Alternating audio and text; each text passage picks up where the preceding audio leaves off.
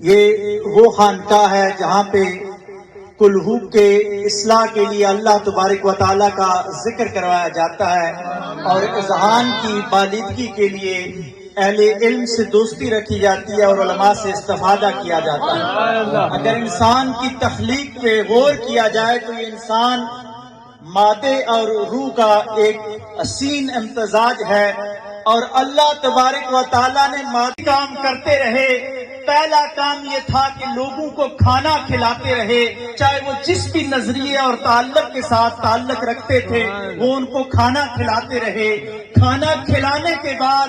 ان کے دل کو اللہ کے قریب کرنے کے لیے اسی تسلسل کو آگے چلایا، لیکن جب خلافت ملوکیت میں بدل جاتی ہے تو اس وقت دین کا علم نسبت رسولی رکھنے والوں نے بلند کیا، جو ہر دور کے اندر خانقاہیں بناتے رہے، اور ان کا مدعا اور مقصد یہی رہا کہ لوگوں کو نسبت رسولی کے ساتھ جوڑ کر اللہ سے ہمکنار کر دیا جائے، اللہ سے ملا دیا جائے، ان کو اللہ کا بندہ بنا دیا جائے۔ الحمدللہ اس 21ویں صدی کے اندر اللہ تبارک و تعالیٰ نے ہمیں ایک ایسی شخصیت عطا فرمائی۔ محمد عبد اللہ جان صاحب رحمت اللہ علیہ کے نام سے یاد کیا جاتا ہے،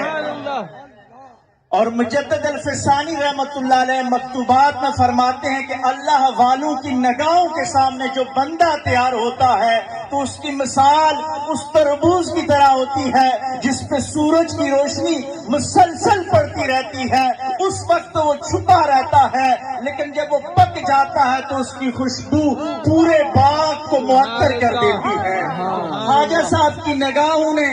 یہ اثر ہے کہ جہاں انہوں نے اپنی اولاد کو مسند صدارت پہ